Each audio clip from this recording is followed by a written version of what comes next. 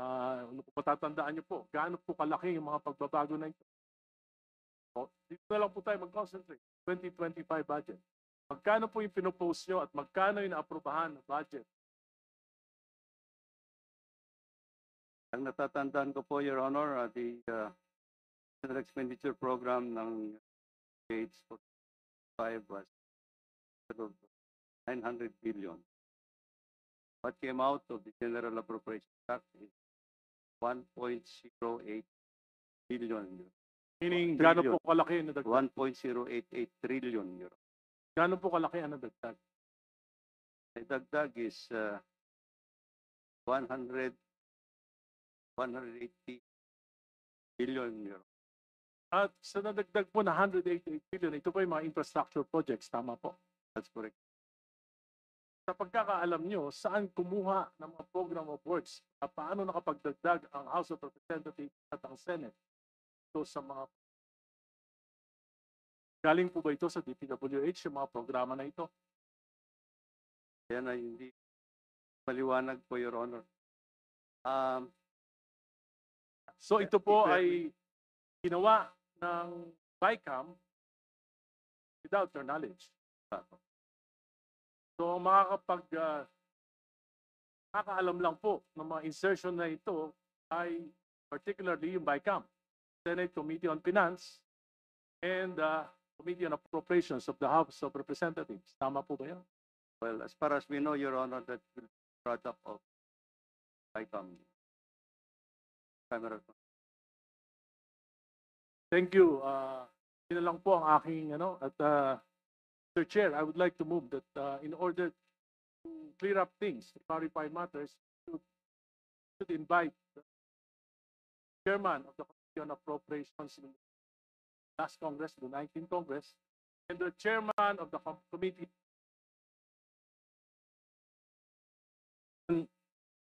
Congressman Saldico and former Senator Crespo. So move, Mr. Speaker. You know, last August 4, I delivered a privileged speech questioning the, I think, mangled beyond recognition 2025 budget. And I was very specific on the automatic appropriations. Almost ang daming ginalaw. So hindi lang yung program appropriation, new general appropriations ang ginalaw pa yung program.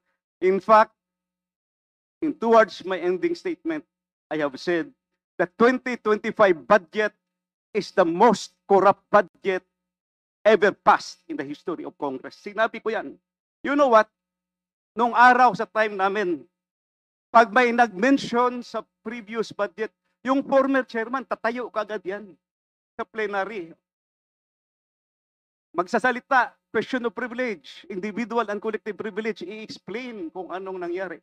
Mr. Chairman, August 4 ako nagsabi, 2025 budget is the most corrupt budget. Hanggang ngayon, wala akong narinig na denial man lang sa previous chairman o sa previous members ng committee.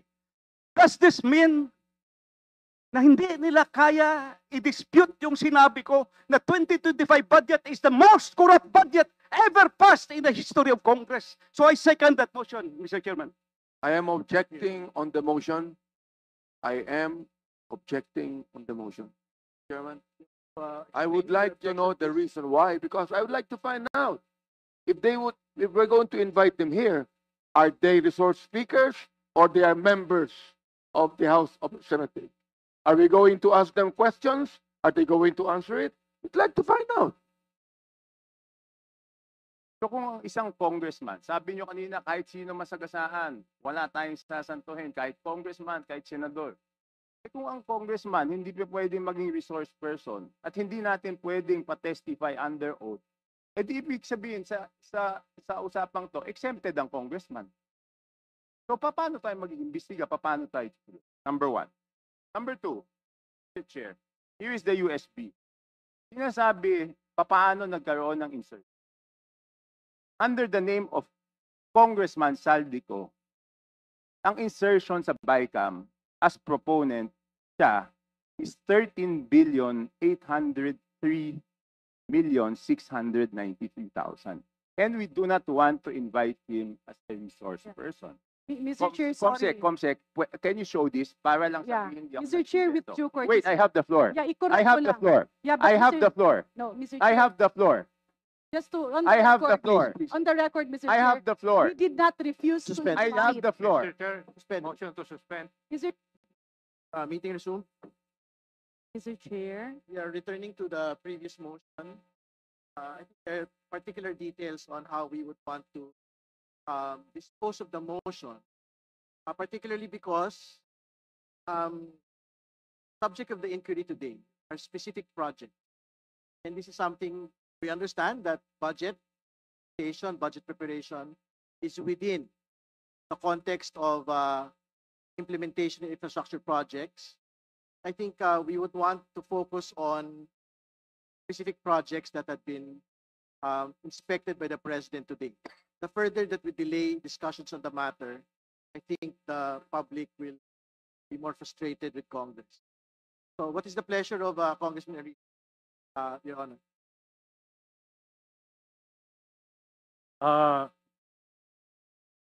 Mr. Chair, if that's the case, I would like to defer my motion because I would like to consult staff kung itong mga 100 billion na insertions sa 2025 budget ay may mga nakasamang those projects as the President had mentioned in Revelation.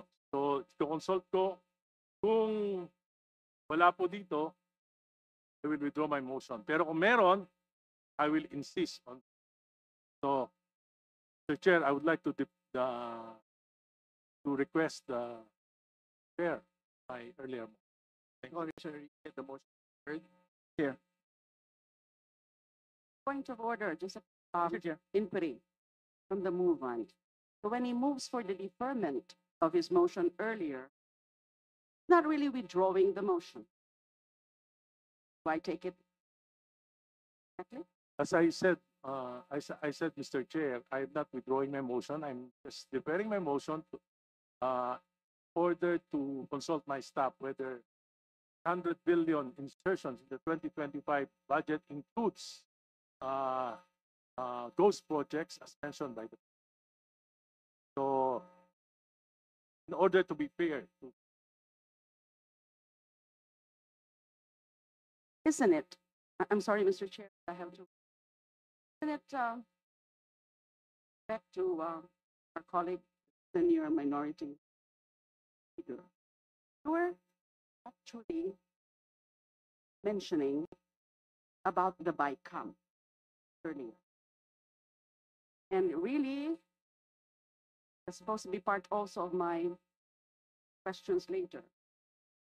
Nobody has ever seen, as far as I know, the BICAM committee report 2025 has not been released in a copy.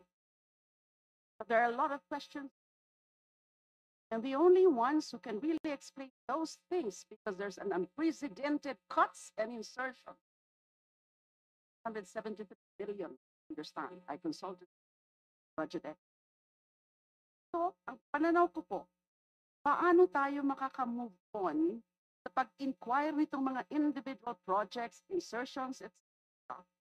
Kung hindi pa natin nalalaman ano ang nangyari sa BICAM in 2025. And therefore, ang makakasagot nun, just information, would be the two chairs of both panels, the House and the Senate, in that BICAM.